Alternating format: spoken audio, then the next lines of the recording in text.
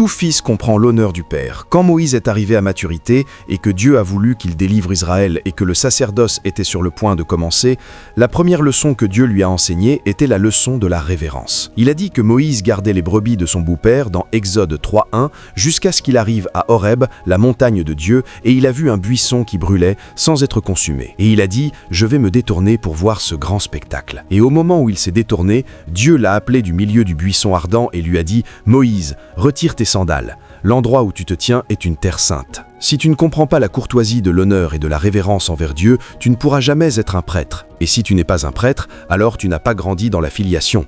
Parce que quand tu deviens un fils, tu dois être un prêtre. Le sacerdoce est le plan de Dieu depuis le premier jour. Il voulait élever une nation de prêtres où tout le monde connaît son cœur et vit selon ses voies. Mais la seule façon d'y arriver, c'est quand une nation devient révérente envers Dieu. Nous avons une génération où les gens adorent Dieu en mâchant du chewing-gum. Nous avons une génération où les gens entrent dans la présence de Dieu et se comportent comme s'ils parlaient à leurs amis. Ils montrent même plus de révérence envers leurs professeurs ou leurs autorités terrestres qu'envers Dieu, et ils espèrent que Dieu viendra délivrer leur pays. Ils ne connaissent pas le Dieu auquel ils parlent. Quand tu le connais, tu découvriras que dans sa présence, les hommes tremblent. Tous ceux qui sont un jour entrés dans sa présence sont tombés le visage contre terre. Quand Isaïe l'a vu, il est tombé. Quand Ézéchiel l'a vu, il est tombé. Quand Jean l'a vu, il est tombé.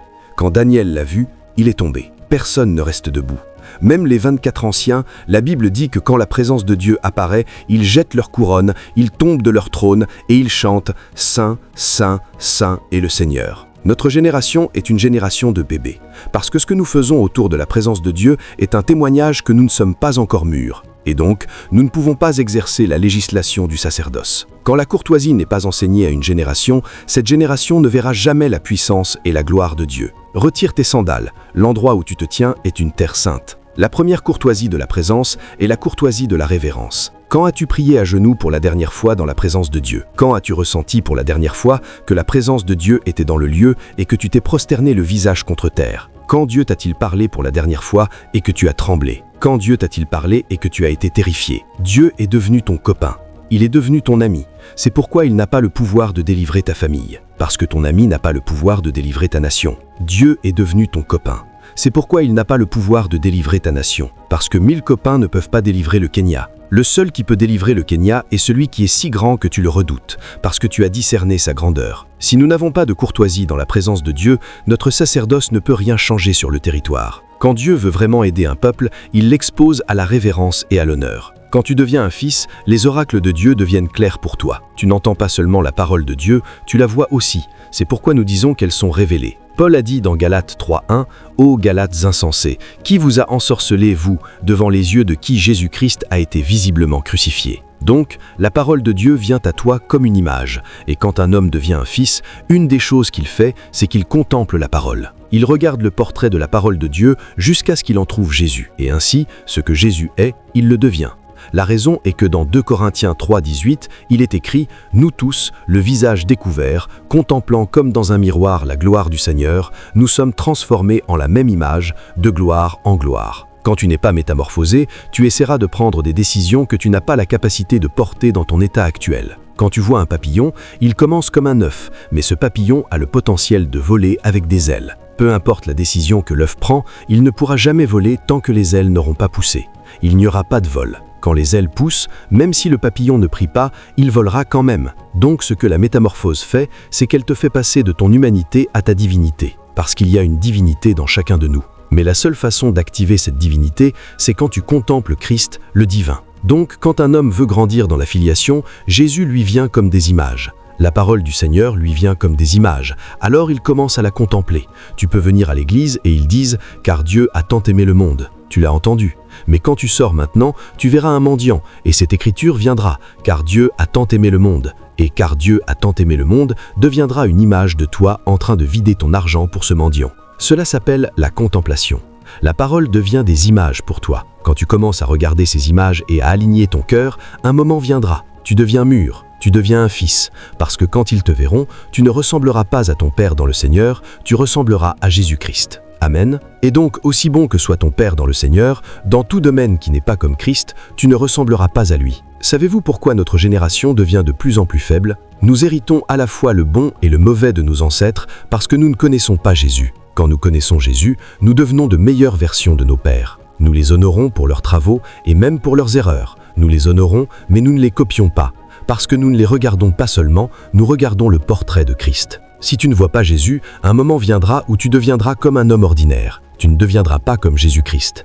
Parce que nous tous, le visage découvert, contemplant comme dans un miroir la gloire du Seigneur, nous sommes transformés. C'est pourquoi parfois tu entends un message, tu quittes la conférence, une seule déclaration voyagera avec toi. L'homme a prêché pendant 2 heures, mais c'est seulement une parole qui est restée avec toi. Tu vas dormir, tu te tournes sur ton lit. Cette parole deviendra une image sur ton visage. Tu sais, quand tu es un enfant, tu penses que plus tu parles, plus tu as de sens. Quand Dieu se manifeste, tu découvriras que plus tu es silencieux, plus tu deviens puissant. Parce que tu n'es pas puissant selon ce que tu dis, tu es puissant selon ce qu'il te commande, parce que c'est ce qu'il te dit qui produit le changement. Donc, après avoir prié en langue, tu dois attendre qu'à où il a quelque chose à dire, parce que quand il parle, cela devient un verdict. Et donc, nous avons une génération de personnes qui prient longtemps en langue, mais elles ne reviennent pas avec des verdicts, parce qu'elles ne sont jamais silencieuses dans la présence de Dieu. Avez-vous lu à propos de Jésus, quand il a pris Pierre, Jean et Jacques sur la montagne, que Moïse et Élie parlaient avec lui? Soudain, Pierre l'a interrompu et dit « Maître, il est bon que nous soyons ici.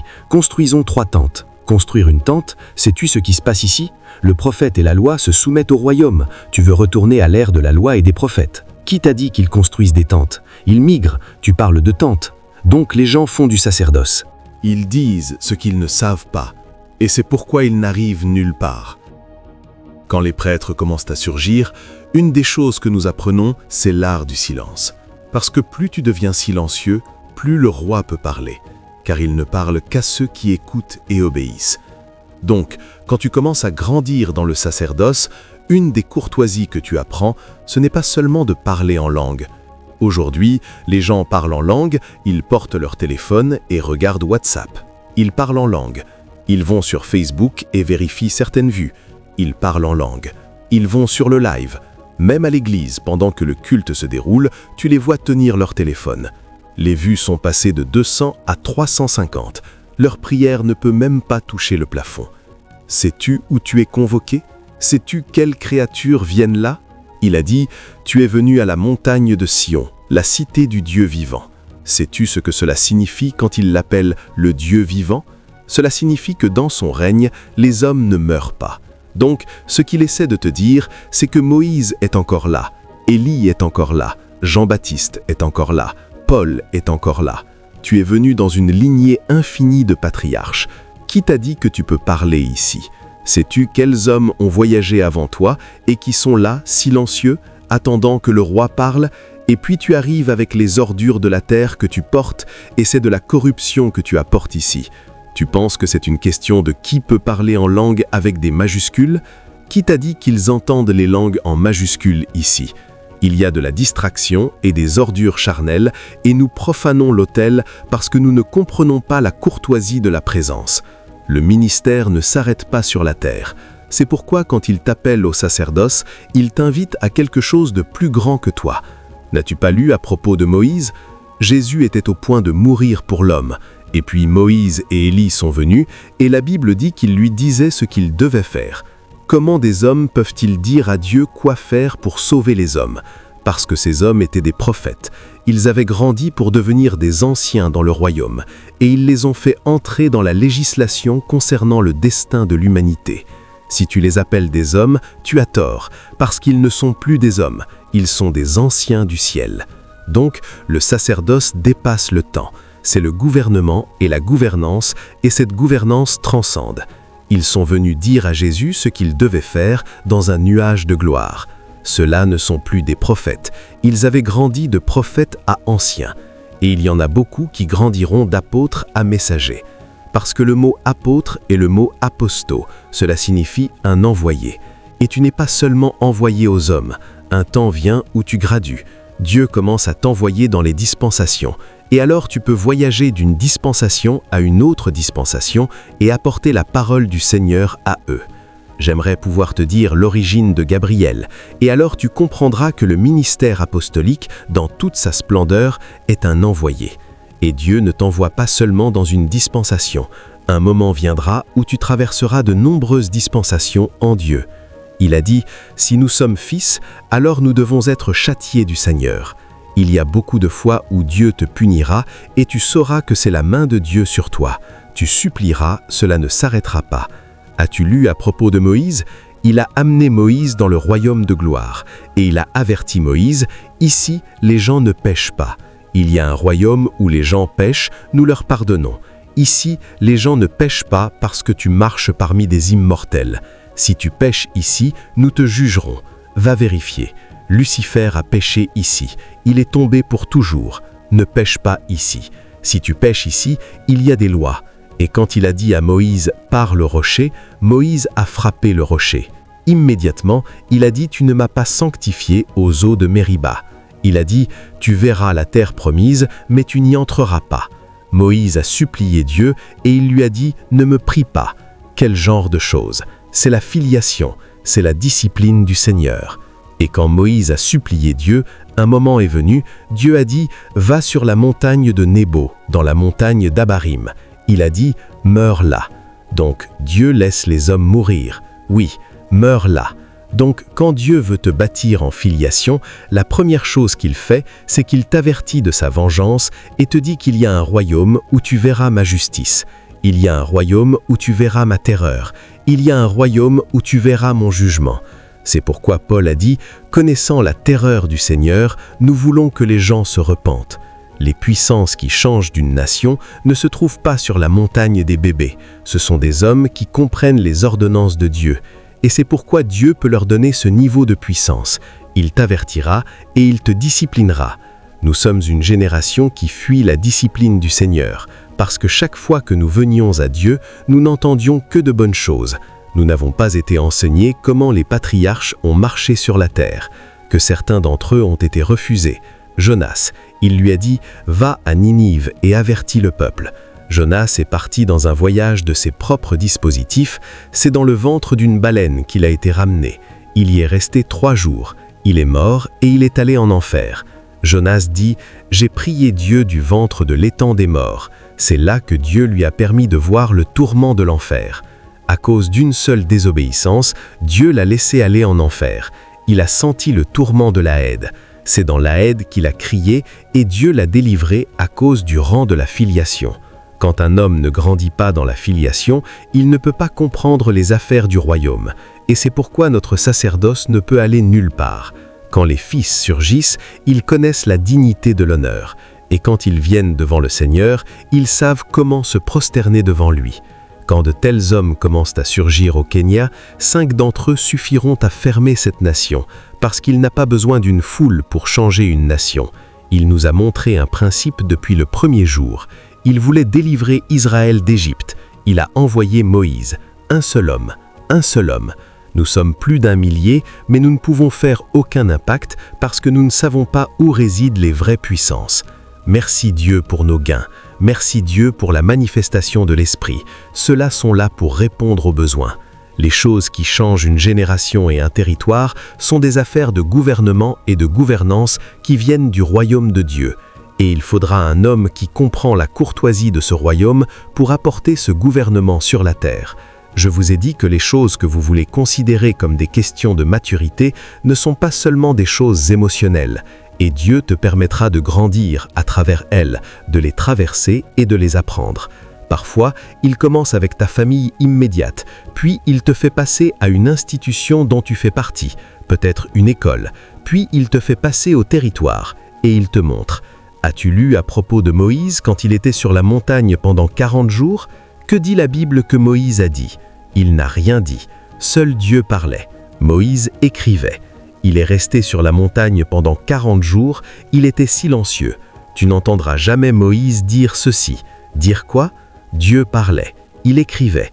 Mais quand il est descendu avec ces tables sont devenues le fondement de la civilisation humaine.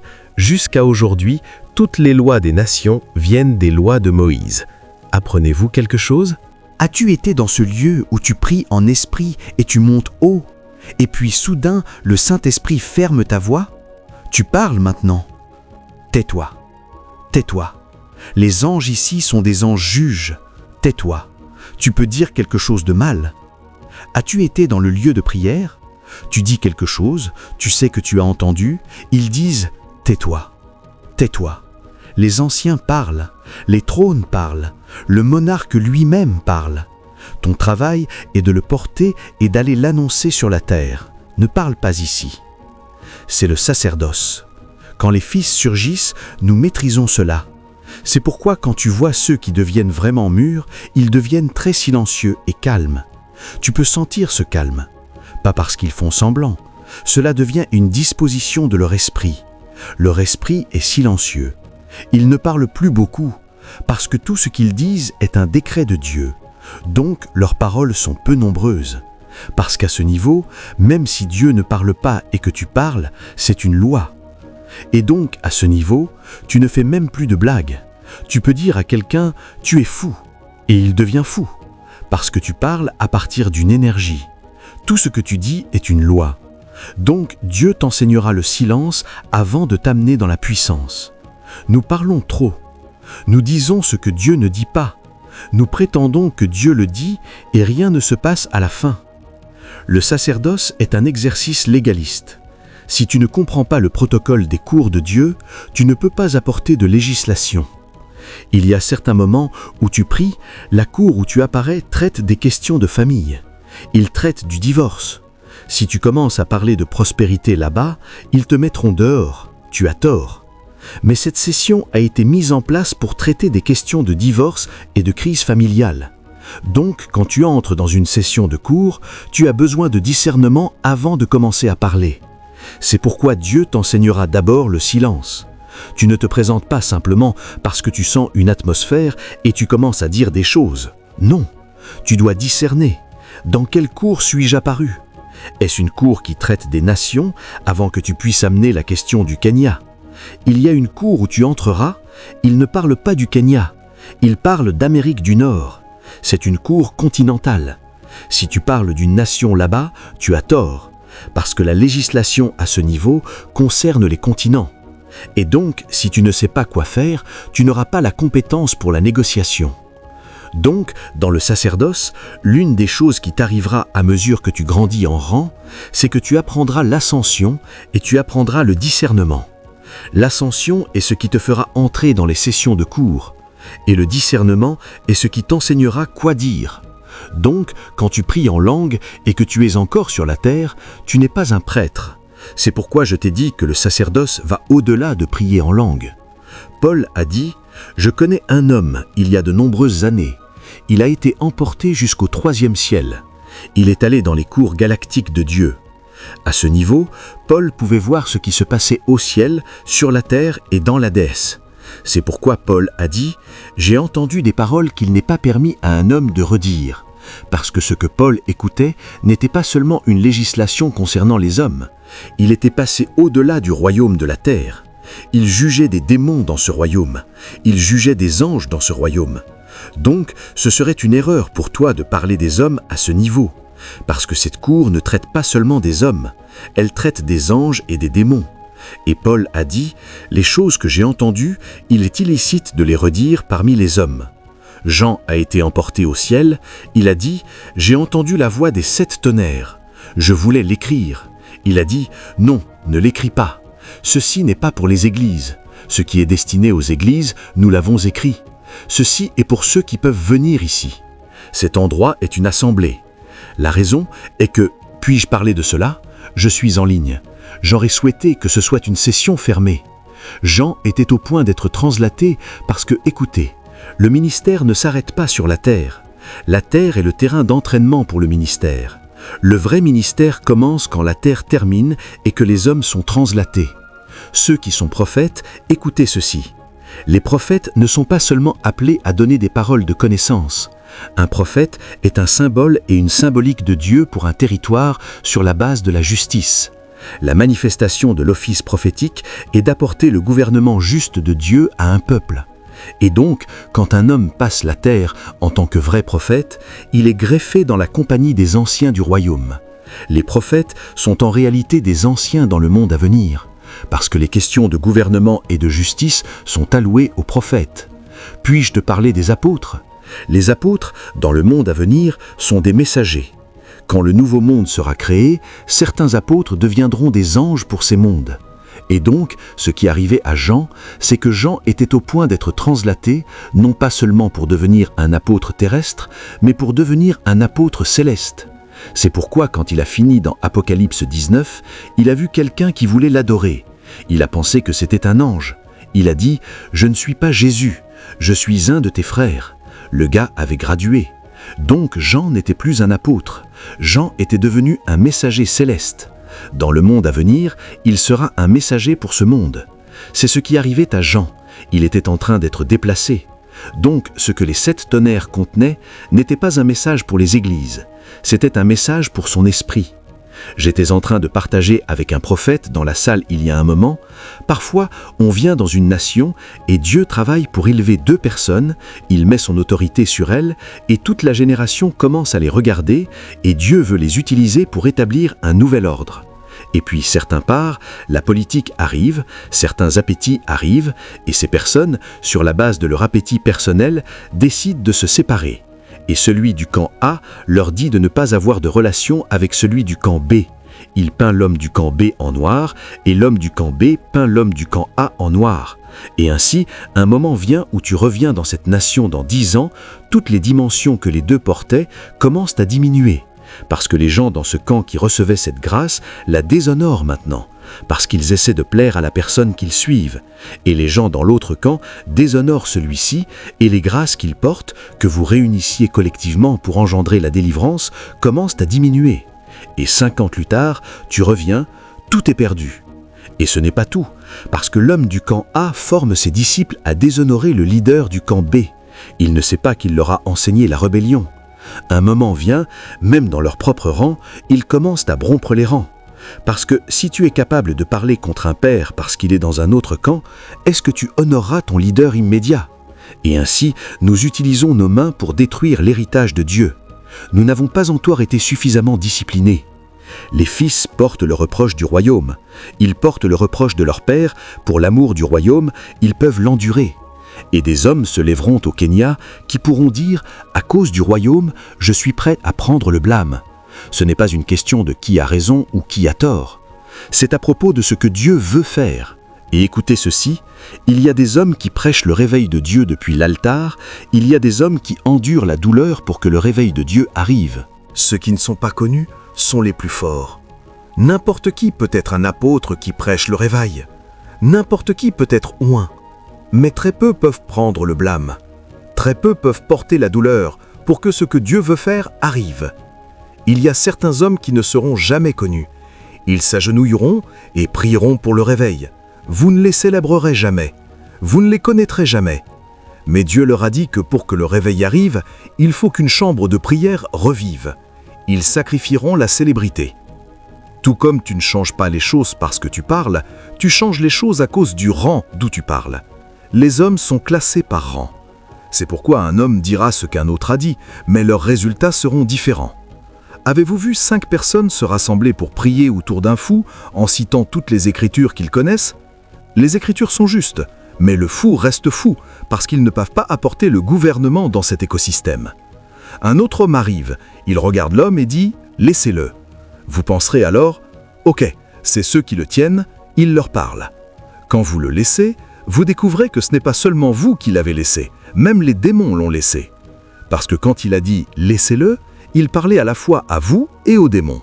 C'est le rang. Ce n'est pas à propos de l'écriture. Notre génération viendra. Nous citerons ceci, nous citerons cela. Nous ne savons pas qu'il y a un rang dans le sacerdoce. Et il y a des choses qui font le rang spirituel.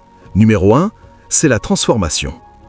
La première chose qui te donne du rang dans l'esprit, c'est le degré auquel tu prends sur toi la nature de Dieu. Et donc, dans ce royaume, un homme qui est brisé a plus de rang qu'un homme qui a de la révélation. La révélation peut être mentale, la brisure est de l'esprit.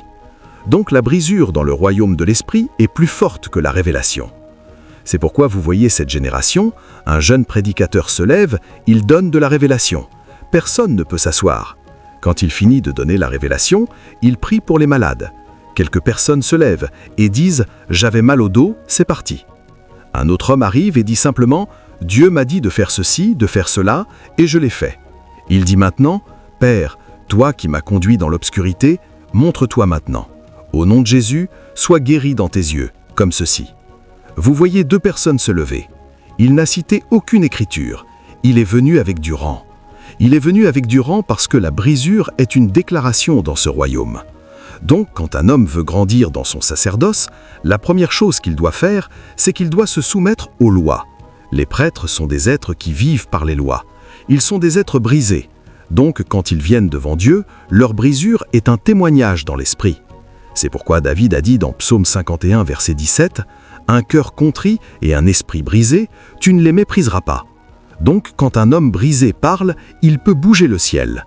Tu veux grandir dans ton sacerdoce, c'est au-delà de la révélation. C'est au-delà du nombre d'heures que tu peux parler en langue. Quand tu parles en langue et que tu fais des décrets, ils vont vérifier qui parle. Ils vont t'examiner et voir combien de Dieu tu portes. Ressembles-tu à Dieu ? Parce que les choses dont tu parles, quand Dieu les relâche, si tu n'es pas prudent, cela te rendra sans Dieu. Donc, une des choses qui confère l'autorité dans le sacerdoce, c'est la capacité à porter davantage de la nature de Dieu.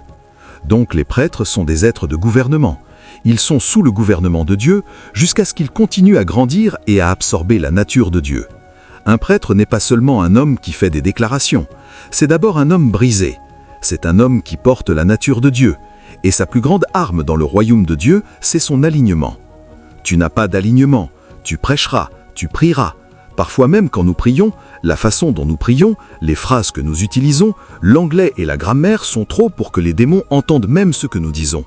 Donc quand nous finissons juste pour dire au démon « va-t'en », quand nous finissons de parler, le démon dira « excusez-moi monsieur, que voulez-vous dire ? Je suis prêt à obéir, mais monsieur, quoi ? Parce qu'il y a tellement d'orgueil, nous voulons d'abord opprimer ceux qui nous écoutent. Faisons-leur apprendre d'abord que la personne qui parle là est instruite. Et quand nous faisons ces choses, notre arrogance, notre orgueil s'élève comme un ordre offensant là où le pouvoir demeure. Et donc nous finissons tout, rien ne s'est passé. Je suis là, je suis là. Je suis allé à une réunion de prière il y a environ 10 ans. J'étais un grand garçon. Vous savez, quand tu sors de l'université, tu penses que le monde t'attend. Ah, tu penses que la raison pour laquelle les choses vont mal, c'est parce que tu n'es pas encore venu. Ah, le monde maintenant que tu es venu, tout va bien. Je pensais que j'étais la solution que le monde cherchait. Et je suis venu à une réunion de prière, et le serviteur de Dieu a prêché un message sur « attendre ta saison ». Et quand je rentrais chez moi, la parole du Seigneur est venue à moi et il a appelé la dame que je fréquentais, « laisse-la, tu verras ma puissance dans ta vie ». J'ai commencé à réprimander le diable. Parce que dans toute ma théologie, je n'ai lu aucun verset de la Bible qui dit que tu laisseras une dame pour voir ma puissance. J'avais déjà imaginé à quoi ressembleraient mes enfants. Tu viens maintenant dire « je lis ce démon ». Et la parole n'a pas combattu. Chaque jour où je devenais élevé dans l'esprit, cela revenait encore. « Laisse, laisse ». C'était une image. Je ne pouvais pas me détourner. La raison, c'est que ton homme spirituel est comme un œil. Il a été conçu ainsi pour voir le Seigneur. Et donc, quand un homme veut devenir un somme, à mesure que les Écritures viennent à lui et qu'il les contemple, il doit être transformé dans l'Écriture. Donc, un moment viendra où tu le verras, tu ne le connaîtras plus selon la chair. Il deviendra une dimension des sortes d'Écritures qui viennent à lui. C'est pourquoi il a dit dans 1 Jean 3,2 « Quand nous le verrons, nous serons comme lui ». Parce que ce qu'il fait, c'est qu'il te change, il te transforme. Donc, les sommes ne ressemblent pas aux hommes. Les sommes ressemblent à différentes dimensions de Christ parce que leur vie devient un résumé du genre d'écriture qui vient à eux.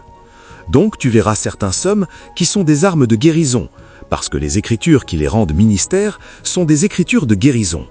Donc chaque fois qu'une écriture de guérison se lève, elle apparaît comme ceci. Un moment viendra où toute leur vie prendra cette forme. Il y a certains sommes qui, quand ils se manifestent, sont comme les oracles de Dieu. Les secrets de Dieu continuent d'apparaître à eux. Donc même quand ils disent bonjour, ils le disent par un mystère. Tu connaîtras maintenant les hommes selon les dimensions qu'ils représentent. La raison, c'est que c'est ce qu'ils voient jour et nuit. Quand les gens ne peuvent pas refléter les dimensions de Christ, ça signifie qu'ils ne le voient pas. Ils voient d'autres hommes, ils suivent d'autres hommes, et aussi beau que ce soit, ils ne peuvent jamais devenir somme, parce que tu deviens somme quand la dimension de Christ devient ton expression. Donc la deuxième chose qui fait de toi un somme, c'est que tu cultives ton homme spirituel à contempler constamment la parole. Si la parole ne vient pas à toi, tu iras maintenant à la parole. Parce que parfois tu peux entrer dans une saison de sécheresse où aucune parole ne vient à toi. Tu prends l'écriture et tu commences à la méditer pour toi-même. C'est pourquoi Paul a dit dans 1 Timothée 4,13 « Jusqu'à ce que je vienne, au cas où la parole n'est pas venue, au cas où l'apôtre n'est pas venu, il dit « Donne-toi à la lecture, à l'exhortation et à la doctrine. » Il a dit « Donne-toi entièrement à ces choses afin que ton progrès soit manifeste à tous. » Je peux t'assurer que la raison pour laquelle beaucoup de personnes ne grandissent jamais, c'est parce qu'elles ne portent pas de parole dans leur esprit. Mais quand tu vois des fils, chaque jour de leur vie, il y a une parole qu'ils portent dans leur esprit. Ils la regardent comme dans un miroir. Et donc il a dit « Quand nous la voyons, c'est la loi parfaite de la liberté. Elle te libère dans ton ordination. Combien de paroles es-tu enceinte ?» La filiation n'est pas juste « j'ai assisté à une conférence ». La filiation, c'est d'être enceinte de paroles jusqu'à ce que ces paroles deviennent ta réalité. Tu les portes chaque jour et tu les regardes. J'ai lu à propos de Billy Graham. Chaque matin, en plus de son étude biblique normale, il lisait 3 psaumes et un proverbe. Et il a maintenu cette routine pendant plus de 40 ans. Pour un tel homme, même quand il dort, il y a une parole. Au moment où il se réveille avec une parole. Quand il sort avec une parole. Tu lui parles, il y a une parole dans son esprit. Cet homme ne peut que devenir un fils, parce que quand tu le vois, tu deviens comme lui. Quand une conférence comme celle-ci se termine, certains d'entre nous doivent prendre leur téléphone, appeler quelqu'un et dire « Je suis désolé ». Et c'est ce jour-là que tu deviens un vrai chrétien. Tu prendras ton téléphone et tu appelleras ton frère et tu diras « Désolé, je t'ai combattu pendant 4 ans, je t'ai combattu pendant 7 ans. Pardonne-moi pour l'amour du royaume. » À partir de ce jour, tu deviens un chrétien. Tout ce que nous faisons là est une comédie. Et tu seras la raison, l'une des nombreuses raisons pour lesquelles le réveil de Dieu ne peut pas venir au Kenya parce que tu as fermé la porte. Jésus parlait aux pharisiens. Il a dit « Vous parcourez terre et mer pour faire un prosélyte. » Il a dit « Mais après l'avoir fait, vous en faites un fils de l'enfer 2 fois plus pire que vous. » Tu amènes quelqu'un, tu lui enseignes comment prier, tu lui enseignes comment jeûner, tu lui enseignes comment prophétiser. Quand tu as fini de lui enseigner cela, alors tu lui enseignes maintenant l'amertume par la médisance et la malice. Tu viens dans une nation avec tant d'héritage, mais tu ne peux pas trouver Dieu, parce que l'apôtre A dit à tous ses disciples que l'apôtre B est un diable et il plante la rébellion dans leur cœur. L'apôtre C dit à ses disciples que l'apôtre A est un diable à cause d'un sentiment personnel, et après un moment, Dieu est tronqué. Notre génération ne sera pas prise dedans. Nous ne serons pas pris dedans. Nous combattrons pour l'unité, nous combattrons pour l'amour, nous combattrons pour la coexistence mutuelle. Nous nous supporterons les uns les autres parce que Dieu a besoin de fils. Il y a une rareté de fils dans l'esprit. Les hommes n'ont pas été suffisamment disciplinés. Leur ego peut leur faire fermer ce que Dieu est en train de faire. Je vous dis pourquoi beaucoup ne sont pas fils. Parfois même nous les apôtres devenons une grande distraction. Nous nous peignons devant les gens et nous devenons si grands qu'ils ne peuvent plus voir Jésus. Ils essaient de regarder Jésus, ils ne trouvent pas Jésus. Nous bloquons tous les aspects. La filiation est une responsabilité. Numéro 1, tu te donneras aux motions de la vie. Numéro 2, tu t'engageras à contempler la parole chaque jour comme dans une classe, jusqu'à ce que tu sois changé. Numéro 3, tu dois être soumis au Saint-Esprit. Dans Romains chapitre 8, verset 14, il est dit « Tous ceux qui sont conduits par l'Esprit de Dieu sont fils de Dieu. » Et non pas tous ceux qui sont nés, mais tous ceux qui sont conduits par l'Esprit de Dieu. Quand tu trouves un fils, il devient si souple au Saint-Esprit que le Saint-Esprit devient un gouvernement sur son âme. C'est pourquoi la première exigence de la filiation, c'est que tu cesses d'avoir une opinion et que tu cesses d'avoir une position dans n'importe quelle affaire. Seule la position du Saint-Esprit est ta position. C'est pourquoi je ne me lève jamais pour dire « cette personne a fait ceci, je ne le ferai jamais plus ». Parce que le jour où tu dis que tu ne feras jamais plus ceci, le jour où le Saint-Esprit dira « commence à le faire maintenant ». Tu trouves des fils, ils n'ont pas d'opinion sur aucune affaire. S'il se passe quelque chose et que Dieu n'a pas parlé, ils sont silencieux. Ils ne sont pas sous pression de venir parler afin que tu dises qu'ils sont les voix dominantes. Ils n'ont pas la voix. Ils amplifient seulement la voix du Saint-Esprit. Ils sont si soumis au Saint-Esprit. J'ai rencontré un homme appelé Sousraraj. Nous sommes allés à une conférence. Nous attendions l'homme. Et l'homme ne voulait pas sortir de la chambre. Pourquoi? Il a dit qu'il attendait le Seigneur depuis l'Inde. Aidez le brère. Dieu ne lui a pas parlé. Il est venu pour la conférence et depuis qu'il est venu, Dieu ne lui a pas encore parlé. J'ai dit « Ah, Dieu n'a pas parlé ?» Prends ta Bible et vérifie. Vérifie quel est le thème de la conférence. S'il vous plaît, aidez le brère. Dieu n'a pas parlé. Vérifiez le thème de la conférence et cherchez des versets. Voyez, Dieu traite avec des gens. Nous entendons à différentes profondeurs. Certaines personnes entendent du point de la désobéissance. Donc il vient à eux comme un âne, il les chiselle. Bien, ne t'inquiète pas, je viendrai encore à ta profondeur. Peut-être que je n'ai pas encore atteint ta profondeur. C'est pourquoi tu attends la voix du Seigneur. J'ai dit, ah, alors que fera ton hôte? J'ai découvert qu'ils disent que des mouchoirs et des tabliers ont été pris du corps de Paul. Donc, quand tu n'as pas la parole du Seigneur, ils peuvent envoyer ton mouchoir. Je n'ai pas de parole. Tu as voyagé tout le chemin depuis l'Inde, tu as pris un vol. Tu es venu à Lagos seulement pour nous dire que Dieu n'a pas parlé et l'homme n'est pas sorti le matin. Nous avons prié et sommes rentrés chez nous. Quand nous sommes revenus pour la session de l'ussoir, nous ne prions pas pour que Dieu lui parle. Nous ne prions pas pour que Dieu nous parle encore. Seigneur, s'il te plaît, parle à cet homme. Certains d'entre nous ont voyagé de loin. Et quand l'homme est sorti le soir, il a dit « Ésaïe me parlait dans ma chambre ». Je me suis agenouillé immédiatement et j'ai dit « Seigneur, aide-moi, que veux-tu dire ?» C'est plus tard que j'ai compris certains mystères dans le sacerdoce et je vous les enseignerai ce soir. Il a dit « Ésaïe me parlait ». Et Ésaïe est venu me donner le rouleau du Nigeria. Et donc quand un tel homme parle, même s'il chante, cela arrivera. S'il s'assied, cela arrivera. S'il crie, cela arrivera. La raison est parce qu'il ne parle pas, il lit à partir de son rouleau. C'est un fils. Si tu étudies les prophètes d'autrefois, parfois ils allaient sur la montagne pendant 40 jours juste pour apporter un message à un peuple. Ils ne venaient pas parce qu'ils avaient lu le livre, ils venaient parce que Dieu leur avait parlé. Ce sont des fils.